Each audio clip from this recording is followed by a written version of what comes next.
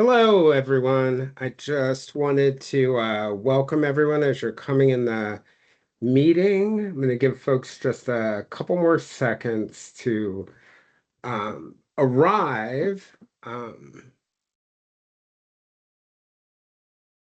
We go. We'll go ahead and get started. So I wanted to welcome everyone and just talk a little bit about the purpose of the webinar today. This is a part of a series that those of us who are at Goose Creek Consulting are doing, where we're really looking for opportunities to share sort of innovative knowledge with people that can really help improve the lives of others.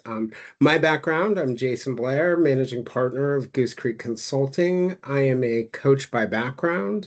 Um, I really, I think one of the reasons why this is our earliest webinar is that I have found, in my background coming from the clinical side of work before I was in leadership development, organizational development, I always found that a lot of our key principles out of clinical were very applicable in the work that we did.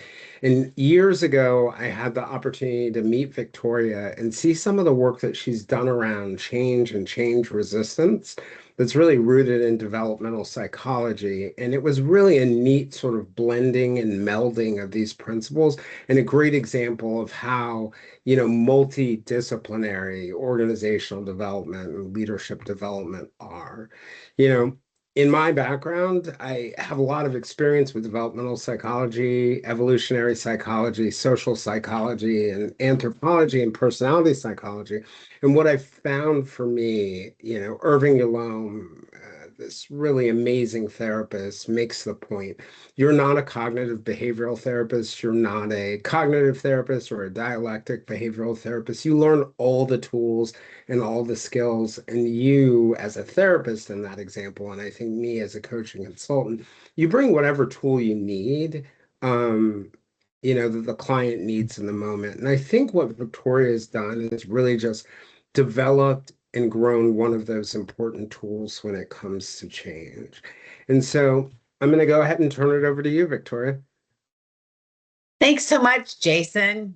I'm excited to be here and to work through this webinar and these topics with you.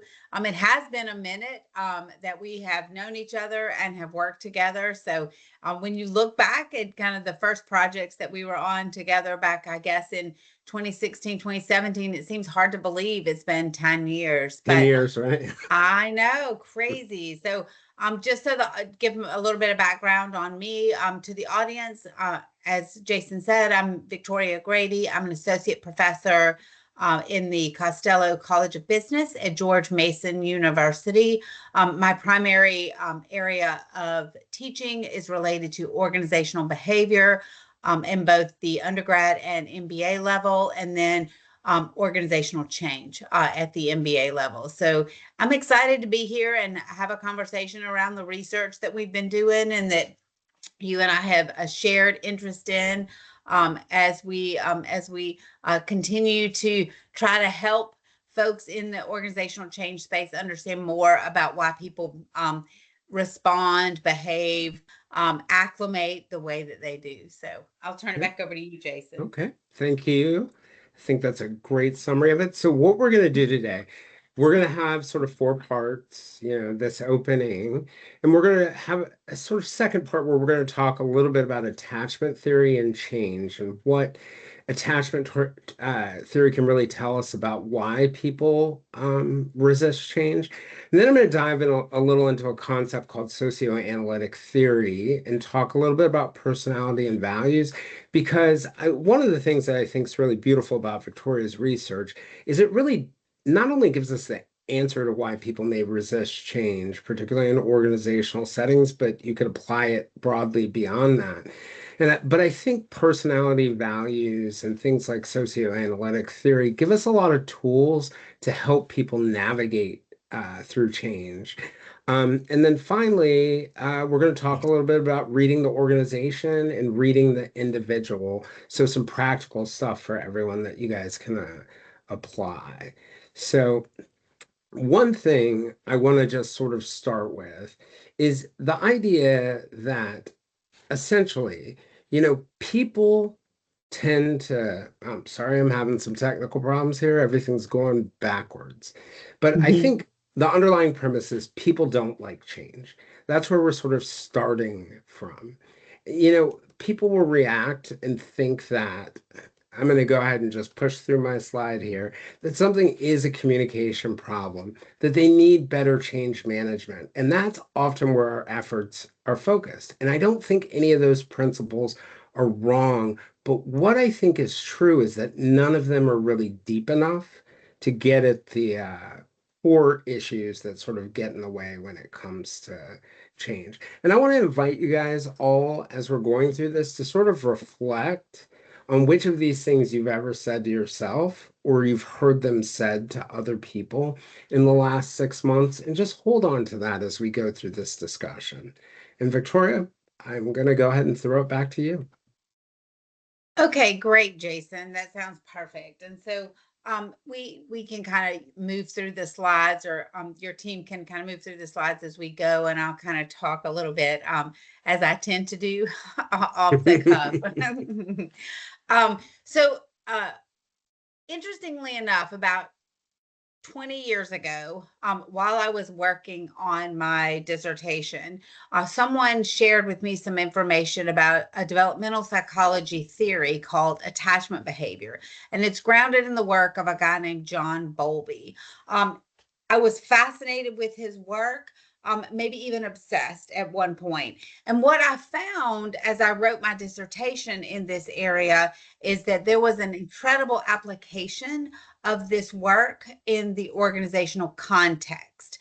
And so I spent some time during my dissertation, and then post dissertation realized that while the theory was great, I had to figure out a way to practically apply it to make sure that people really understood the essence of how I was seeing this, come together. So, attachments are behaviors that are formed super early in life. Somewhere between 0 and 8 months is when your brain activates that attachment behavior the first time. That's super important that it activated that first time, because once it's activated, you do this repeatedly throughout life, not necessarily with the same object. And when you're 0 to 8 months, it's clearly different objects than it would be later on in life. But you do this repeatedly as you go through life, and you attach to objects to provide support. And that's a really, really important component of this, because that support then helps you feel safe as you move through a change. It helps you feel secure and safe. So much so that I did a TED Talk in September of 2025, and talked a lot about how staplers and volleyballs and blankets can help you feel that sense of security and safety in a way that can help you, as the leader, the CEO, the supervisor, the manager, the VP, the entrepreneur, whatever your role is, help your people transition through change. So that's the idea, is that you understand you have this predisposition in your brain, this instinct to attach to objects to help you feel safe and secure. The objects, what it is, doesn't really matter. It could be, like I said, it could be a volleyball or a stapler or a blanket, a person. It could even be an idea. It doesn't have to be tangible. And that object provides you with the safety and security you need to transition through a change initiative in an organization, or lead that change initiative. Jason, am I leaving anything out around that space? You're as well No, versed. no, it's just one of the things I think as I learned about attachment theory and we talked about it, I really thought, it is such a fundamental thing to who we are, and it makes so much sense from a evolutionary biology perspective that our Mhm. sort of the ancestral infant, right, who was one of our ancestors, that ability to attach to things, whether it's mom or father or a place, is how they were able to survive. So for all of us, our attachments are really sort of not just survival mechanisms, that when we feel that space between we're losing an attachment and we haven't found a new attachment, it feels existential. And that, Mm-hmm. that was one of the things I think in our early time together, even though I had a background in developmental, it really Mm-hmm. crystallized for me that when, we're rearranging that office and we're taking away that person's bookshelf because Yep. they now have a computer or a hard drive, I'm taking away something for them that anchors their universe. Mm-hmm. Yeah. I mean, Jason, you said such an important thing a minute ago. You acknowledged the role that biology plays in this. And I think that is I mean, that's a crazy, concept to introduce, is that biology, our human biology, is impacting the way that we as individuals deal with and manage and lead change throughout organizations. I think that's brilliant. And the way you captured it really highlights the significance of that. Yeah, and one of the most powerful things for me, and I used this clip when you came on my podcast and you talked, and we were talking about change. We had known each other for years, and we were just having a real free-flowing, open discussion, and we were talking about your history and your background. And one of the things that you brought up was your first husband and Mm, that loss, and it was almost like it was crystallizing for both of us in the moment, that mhm. that sort of primed you and prepared you to think about the nature of loss and change, and then that moment where you were exposed to it academically, it was almost like everything was preparing you for it. It's weird, Jason. I mean, it's so true. And it was. I mean, it all kind of came together in what I would fondly refer to as a perfect storm. Yeah. If you look back on kind of how the exposure introduced itself, because it is stunning. And what Jason's referring to is a dialogue that we had around realizing that even though you have planned things very well and you have thought out the progression of events that will happen in your life or in your organization or in your family or in your department, you're not always able to control how those things evolve.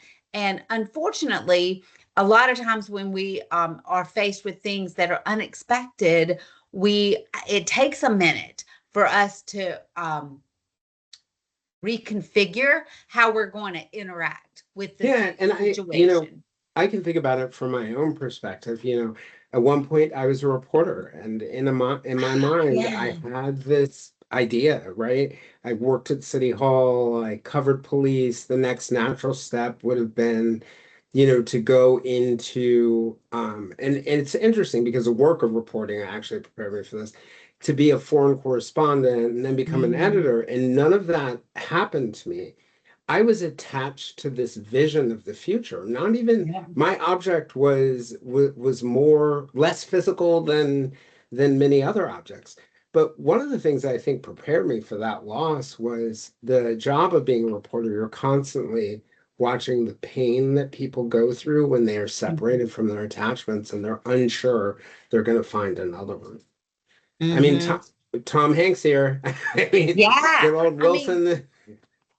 you're nailing it so much. I mean, I can't think of a better example um, in the movies that articulates exactly what we're talking about, that other than Wilson, the volleyball, right? I mean, Right. I talked about Wilson in my TED talk. I would have loved to have had someone in the audience toss me a volleyball, but unfortunately, I'm not athletically inclined. And we decided after a couple of takes that that was not going to work very well. So Yep. I do have a volleyball sitting upstairs, but yeah, Wilson and the volleyball are definitely a very good example. Another example, Jason, is that swing line stapler, the red swing line stapler. Do Yep. you remember in the Yeah, I movie do. Office Space In when Office Space, Milton, yeah. yeah, he can't leave it. And but when I say he can't leave it, he doesn't leave it because as long as he has that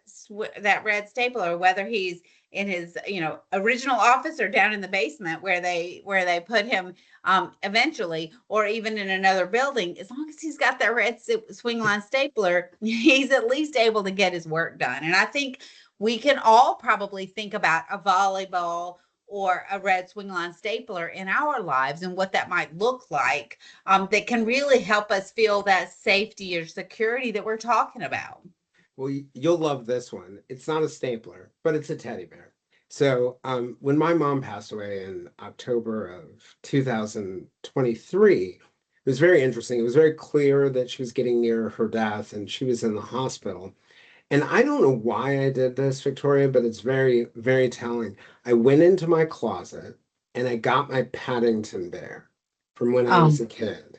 Yeah. And I took my Paddington bear to my mom and kept Paddington with us until the end. And it just made so much sense. My mom was my first attachment. And then, I picked up my blanket, then Paddington. And then, all these things are connected and extensions of what protected us early on.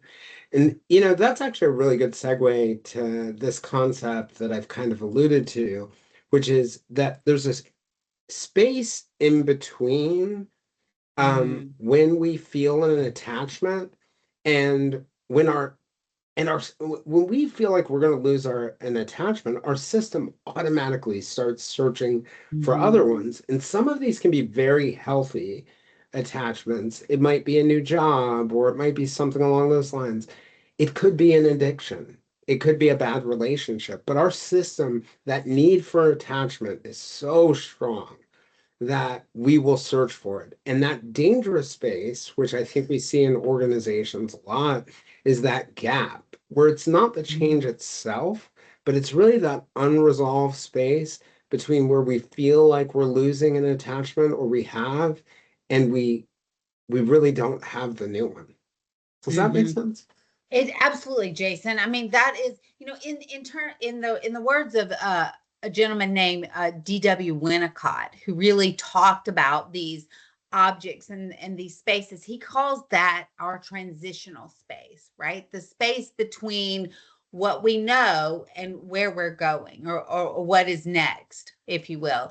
And that transitional space, I mean, I think you identify a really, really important concept. And the reason I think that's so important is because a lot of times when you feel that uncertainty, that instability, insecurity in that transitional space, we tend to maybe revert back and just be like, I'm not doing this, I'm not moving forward, I'm just going to revert back to my old object. Or we get off track and we aren't able to be patient while we identify that new object. I was telling I was talking with some students the other night in my MBA class, and we were talking about different examples. And one of the students brought up an example of a leader, and they had a leader leave, and the new leader just didn't fit the culture that individual was comfortable existing with. And so so she found herself looking for a new space within the same organization, where she started also looking outside the organization, because for her, the culture, so here's one that's completely intangible.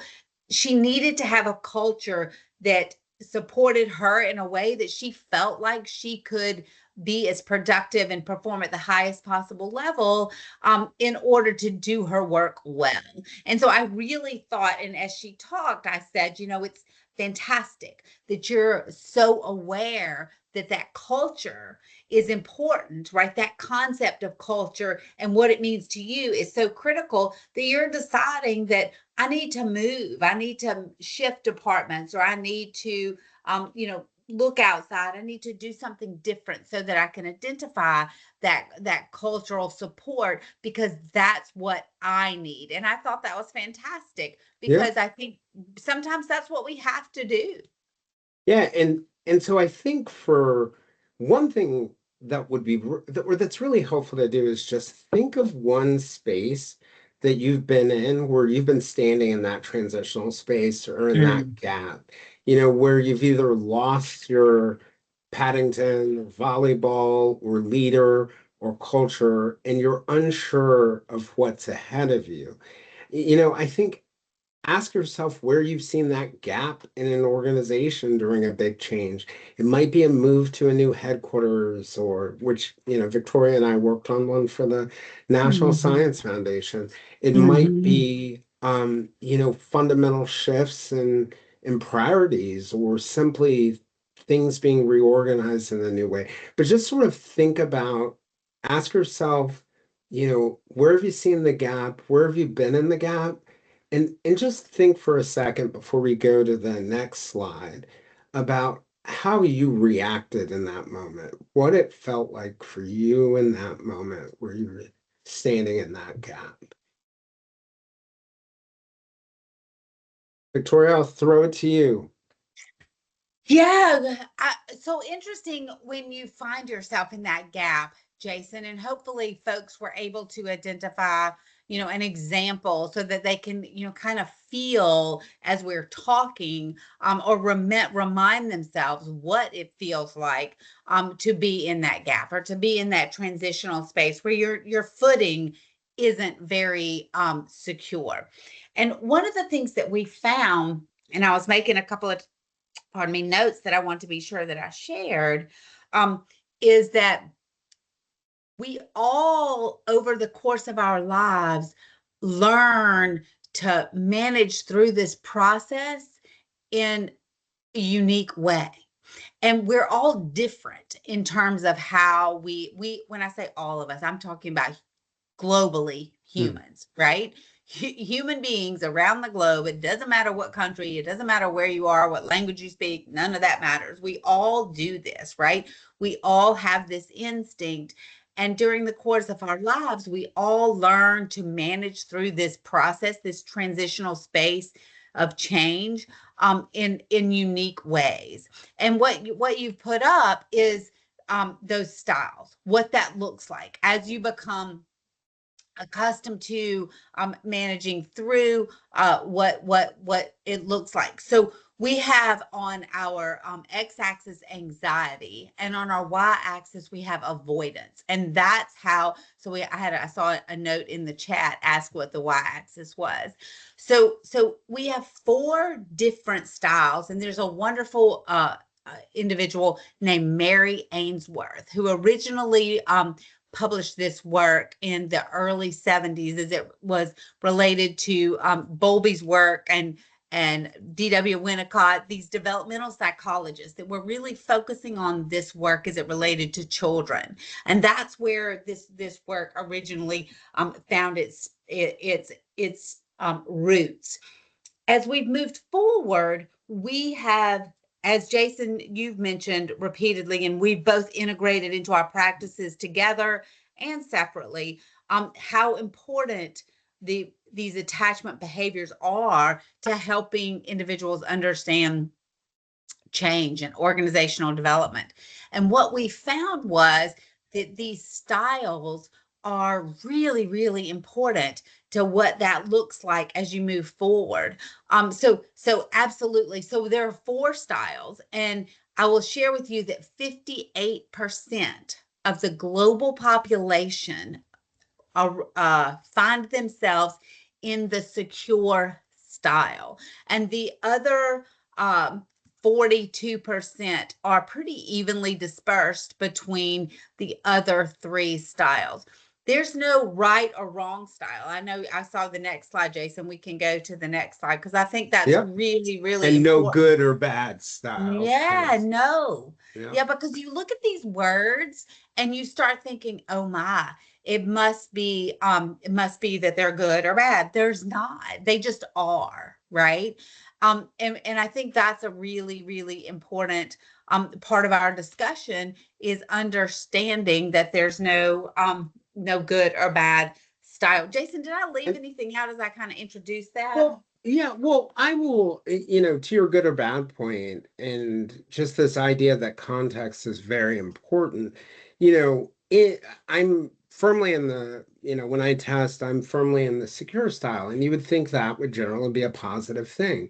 I am pretty resilient in a crisis, for example. Mm, I can sort of manage a lot of, I think, change, but when it comes to learning lessons, because of that resilience, because things bounce off of me, I can actually be really knuckle-headed. So it really depends on what environment you're in that, where each of those styles will really be beneficial to you. So for example, if someone's really preoccupied, anxious, and our building is actually on fire, that style is actually going to be really helpful. You don't want my yeah, style at that point, which is like, okay. we got this. So, Yeah. context really, really does matter. And I think that's an important thing is to kind of imagine when you're thinking about a change management effort, being able to sort of anticipate some of the reactions and how the different style roles may play out or may react can be very helpful in terms of your communication, but it also can be helpful in terms of building desire for change. You can actually sort of, I think, increase the desire for change when you address these issues, which is part of the reason why with your work, Victoria, I found it so fascinating because I was introduced to it when you were doing organizational assessments before you started doing individual assessments. Hmm. And that idea of being able to sort of predict within an organization and within its different parts, the readiness for change, but also what the reaction may be Absolutely. like was powerful. Yeah. If we could pop back up to the slide before this really quick, I Yep. would like to share with our listeners one thing. So one of the really important things about doing research is when unanticipated results happen. And in as we begin working on, I've seen a lot of questions about measuring and understanding. We began creating an assessment, and I started working with a colleague in the UK in 2017. It's gone through several iterations, and we've collected close to 25,000 participants as of now, and we've gotten some great results. But what I will share with you is that as a researcher and part of a university, it's pretty cool because a lot of times researchers at university level work together. And so I have 7 colleagues in 7 different countries that work together with me on this. And one of the things that one of my colleagues from South Africa noted is that as we were collecting data, and at that point we were at about the 10,000 person or 10,000 participant level, he started noticing that insecure, remember I said 58% of the population fall in this space, that he believed there was something called clusters happening. And clusters of data means that in the quadrant that you're looking at, there were groupings of data of people. And so we did some pretty extensive analysis, and we've continued to do it as we have gone from 10 to 15 to 20, 25,000 participants. And it stayed incredibly consistent that there are 3 distinct clusters as part of Secure, which has basically meant that we have 3 different types, styles, if you will, of secure behavior, and being able to identify those and help folks understand what it means to be one of those subsets, if you will, to secure. I mean, it's been so powerful, Jayson, really interesting. So much so that a magazine called Training and Development, it's part of the Association for Training and Development, did an article on this or asked me to write an article. And if any of your listeners are interested in learning more about that, I'm super happy to share a link to that article so we can talk about, if I just send it to you or what the best way to get that. But I Yep. would love to really be able to share that information with folks that are on this call. Yeah, and we can definitely drop it into the chat. And I that was one of the questions I was going to ask you about the 3 different styles that you guys had seen through your research in Secure. I personally found that really fascinating because when I was looking at it and I took the assessment myself and I saw my style, I was like, actually, I probably to some extent could have conflict with the other secure styles before I did the preoccupied anxious or the fearful avoidant. I could bridge them a little bit easier, and that was a neat, I think, revelation in the work. It's pretty cool because one of the things that we have been able to identify is folks who tend to be, I'm not going to say better because as I noted earlier, there is no better. There's no good or bad, but incredibly skilled change agents. They touch the edge of a couple of the different styles. So you know how you have in personality discussions now, we have that ambivert that's kind of the cross between the introvert and the extrovert that exists in the middle. There's that same kind of middle space where when you touch the different styles kind of exactly in the middle, you're like the most incredible change agent. And I would bet that, you know, there's aspects to who you are as an individual because of your background and your education that you probably fit somewhere in that really interesting space. So anyway, just a thought. Yeah, a little bridge across. And just to put a clinical note on all of this, there is actually a fifth style that exists, which is relatively rare that you're not going to see, but it's a little bit more of a disorganized, unpredictable style that can kind of move over all the different styles. Yeah. Yeah, and one of the really fascinating things on the clinical side, I don't know if this plays out on the change side, but some of those people can struggle immensely and also be the most adaptive changers when things are Yep. going well. And so, that was one thing I wanted to throw in there. We talked a little bit about context. Well, one of the Yeah. things I was wondering, just from my perspective, I think the natural question for people is, what do you do with all this?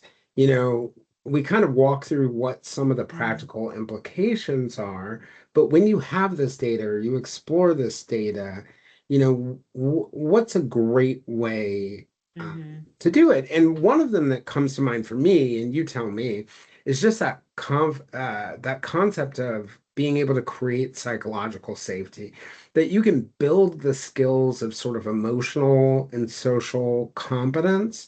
And I can build those skills, but they're not really uniform for every situation and every person. What might make one person in my office feel very safe, right? Me being very soft about bad news may drive another person crazy because they just want to hear it. It gives you understanding your style and understanding other people's styles and your organization styles, just gives you great tools around the edges to build more safety. So that was one example I'm going to throw out. What are some other examples for you about how you can use this? I mean, I just think that is such a good example for sure. My head is spinning forward with how that works.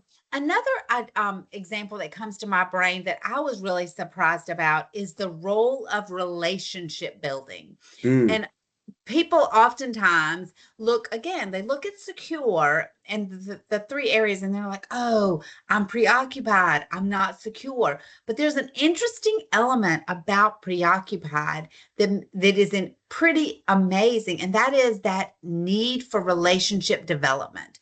And hmm the way the preoccupied style will really be the focal point on that relationship development, where you might have a secure person who's like, yeah, yeah, yeah, I got it. But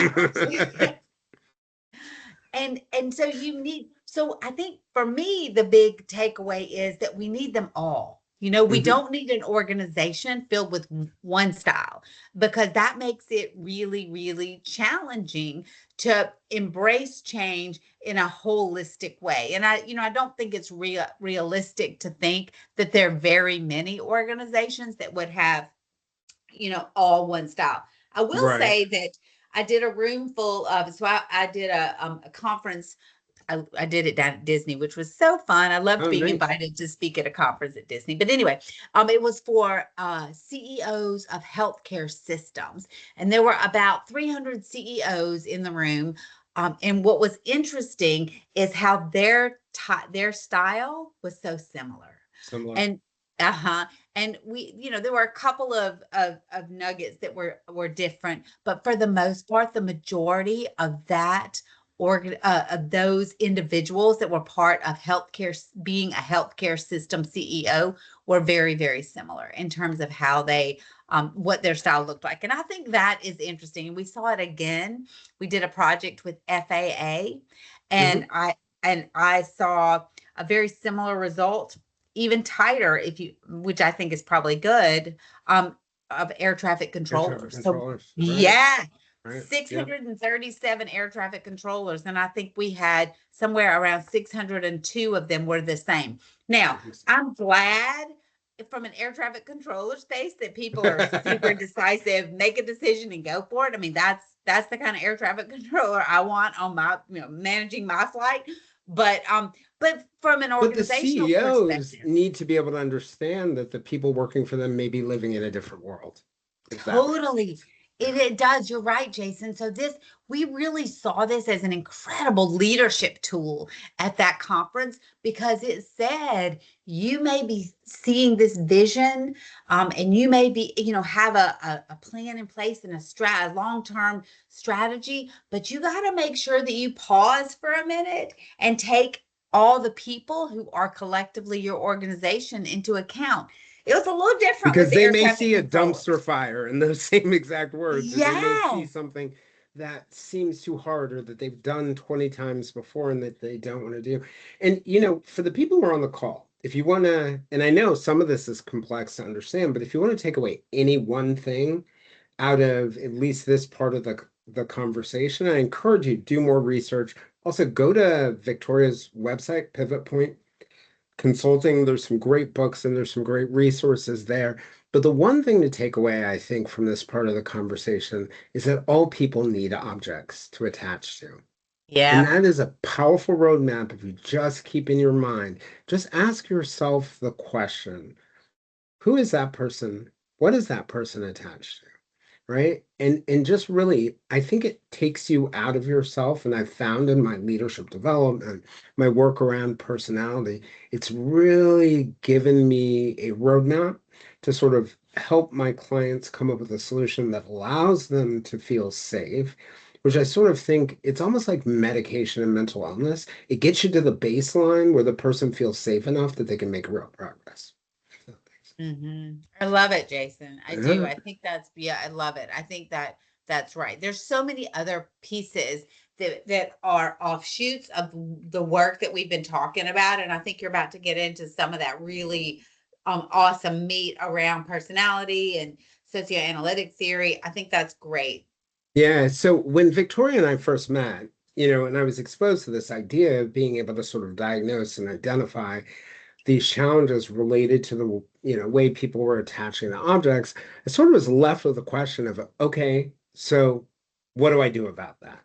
And, one of the things that I really realized, and I don't know if you guys are familiar with socioanalytic theory, but it's something that was created by Dr. Robert Hogan, who developed that with his wife Joyce, developed the Hogan assessments. And it's been a really powerful tool for us in assisting organizations, leaders, individuals going through change. So, what it means in practice, at least for me, is that we need to be able to look at change management, psychological safety, and leadership and team development during those tremendous times of change differently. That is just default based on what Victoria is saying. And then I really believe we need to look at personality, values, and this concept of socioanalytic theory to really see what we can do to assist. And so, just like Gollum, illustrates in The Lord of the Rings, object attachment that Mm. can become really pathological and lead you to fall off a cliff. In his story, so for 77 years, for those of you guys who are not Lord of the Rings fans, Gollum searches for the ring, right? He can't conceive of an existence without it, and he needs it. He calls it my precious. He reorganizes his whole life around it, right? His replacement object, his transitional object actually becomes the search for the ring. Um, And, it leads to his demise ultimately. He gets the ring in his hand and falls off the cliff. And so think of things like addiction, right, to substances or to food. Think of unhealthy relationships. Think of things like a terrible work-life balance or the pursuit of power or achievement at the expense of sort of everything else. These are all what I would call destructive objects that we attach to. And, if you look at them from an attachment perspective, it's easy to sort of vilify. But if you look at them from an attachment perspective, people are just trying to grab on to a safety mechanism related to their need for attachment. It's just going too far. And so, left to our own devices and organizations that are experiencing change, we may detach entirely. We may attach to something that's unhealthy. And so here's where socioanalytic theory really comes in. It comes in at this idea that all humans have three core motivations. And it really comes from an evolutionary perspective, just like our attachment. This is what allowed us to survive and has allowed us to survive. The first one is getting along, right? That's the belonging driver, the drive to belong, to be accepted, to like maintain social bonds under change threats. Will I still fit in after this change? The other one is getting ahead. And so that's the status driver. And it's, easy to think of that as this is about power or pursuit of power. It's not really. It's this idea that we can have influence on things. And that's what really status is doing, whether it's through power or recognition, or on the other side, whether it's through being modest or being formal, or being really open-minded. The real question under that change thread is, will I still be seen as capable and valuable, right? And that's what really drives that getting ahead motive. And then finally, the last universal human motive is finding meaning. And that's what I would call the purpose driver, right? It's the drive to feel that the efforts we're making connect to something larger. And under the change threat, really the question is, does what I'm doing here still mean something? And these aren't personality types. They're really universal human requirements. What varies is the strategy that each of us uses to pursue them, but they are really universal human motivations. And that's the underpinning of socioanalytic theory. So I want to invite you guys to just think of like, what driver for you do you see that's most sort of threatened in your organization right now, in your organizational environment? Is it getting along? Is it getting ahead? Is it finding meaning? The truth is, these things are often under attack in some manner. And I just want to throw out one more thing, sort of like values are not preferences, right? Values are commitments that people make to protect their strategies for getting along, getting ahead, and finding meaning. Getting along protects those social bonds. Getting ahead protects your ability to sort of pursue things and have a place. Finding meaning protects your sense of purpose. And so, when you look at the Hogan assessments that Dr. Hogan developed, there are 22 different values on the Hogan assessment that he researched. For example, altruism or affiliation and tradition. They're values that might help us get along. Recognition and power and hedonism are values that might help us get ahead. And whatever our values are, whatever they are, it doesn't matter what your values are, they help you find meaning. And if attachment really shapes our personalities, so you think of that, our early attachment shapes our personalities. Our personalities are the tools that we use to fulfill our values. So when something challenges another person's values, we're not merely disagreeing with them, we're threatening their operating system. So one of the things to think about is, where am I changing people's values? And how can I sort of connect what we're doing to the values that people have? And so, from a leadership development perspective, this is part of the reason why, after getting access to Victoria's work, I found the Hogan assessment so powerful. There are three core assessment tools. You know, the MVPI looks at the inside, you know, the things that are going to drive you. The HPI looks at the bright side of personality. That's the everyday personality. Those are those strengths, the everyday you that's going to get you there. You know, there are going to be inevitably some opportunities on the bright side, but it's really about your day-to-day, everyday you. And, you know, finally, the HDS, which shows us that dark side. And, you know, one of the neat things when it comes to attachment, attachment operates across all three of these. It's not just a dark side or a bright side thing. It's really a dark side, bright side, and inside thing. I have probably been yapping way too long. So, Victoria, did I miss anything in terms of like this underlying ideas there?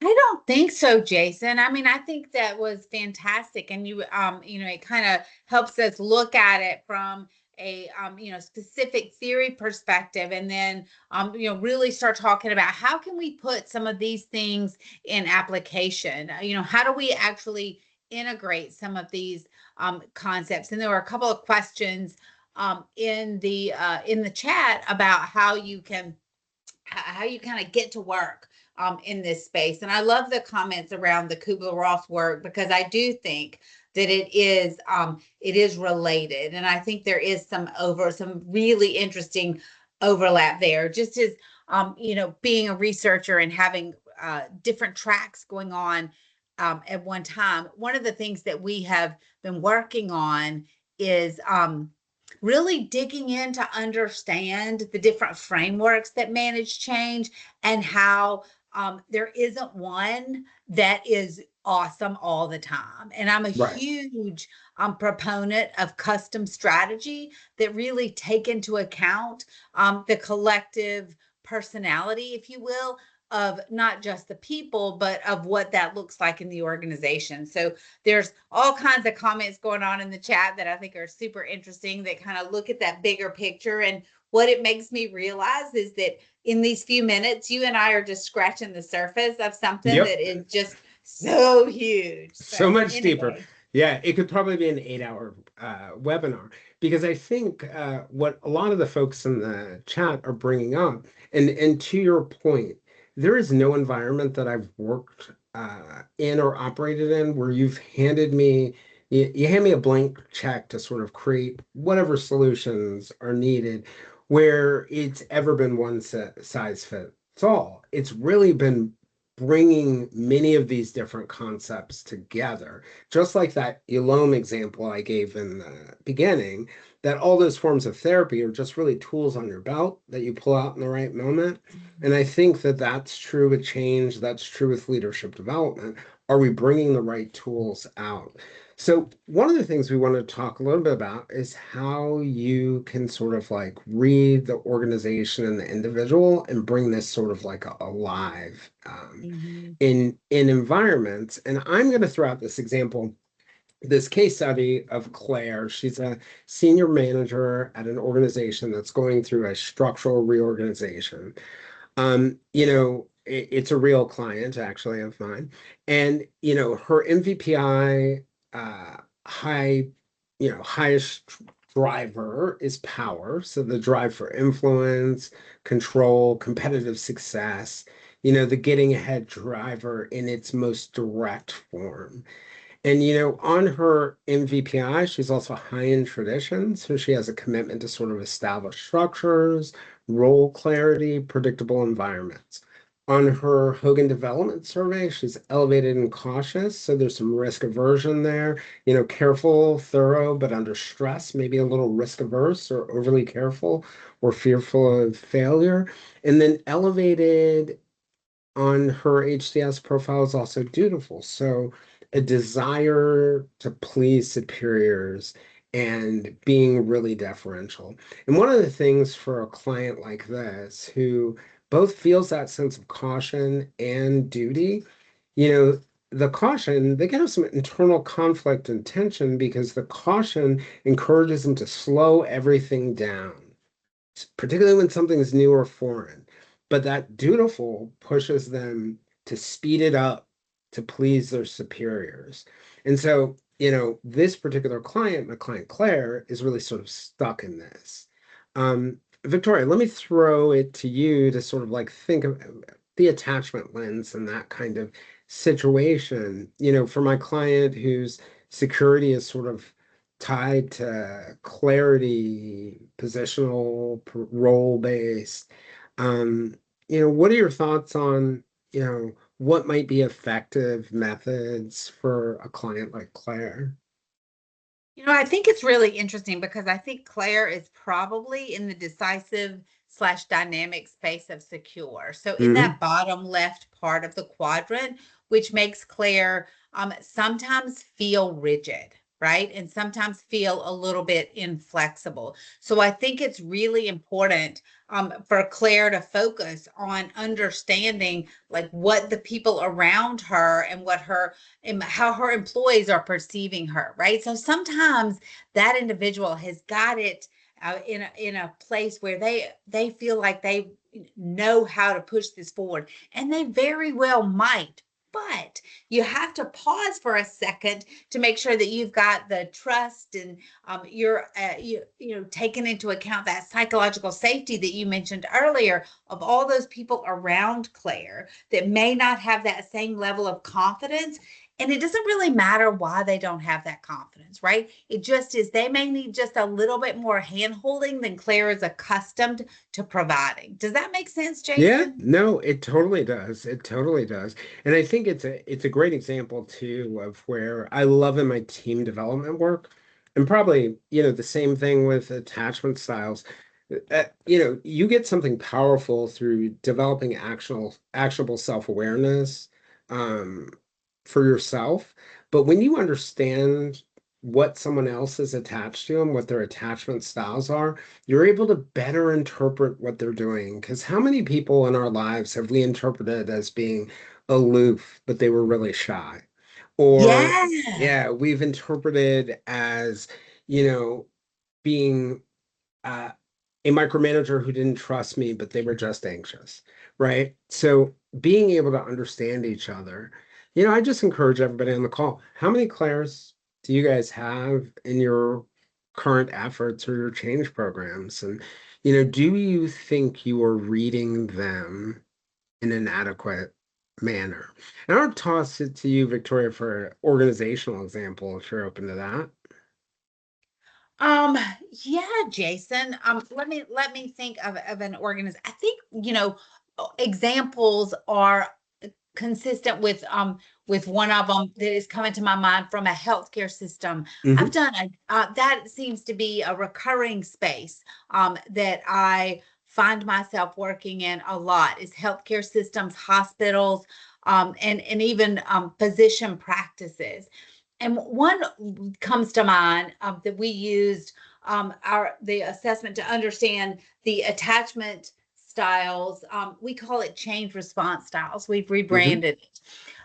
And we used it for the C-suite and one level down. So we wanted to understand from a coming out of COVID 2024 post COVID strategic plan where our leadership team was. And it was really interesting because one of the things that we identified is that there was a distinct lack of communication in our C-suite executives and some of the one level down team. And that lack of communication, it wasn't that they didn't talk, but they weren't communicating, right? And Yeah. yeah, and they weren't really conveying what it means to uh, understand how our change response style should be factored in to the overall change strategy. Yeah, so I Definitely. think that's probably the best example. Yeah. And I want to, I should give some credit here that I should have given before to Rita Hilton, who, Yes.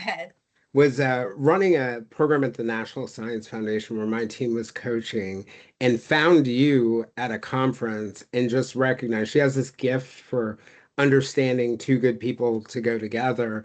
And, I feel like our partnership is really, I mean, again, thanks to Rita, a way to really sort of like take those clinical and developmental foundations, do good analysis and then put that stuff to action within organizations or teams or with leaders.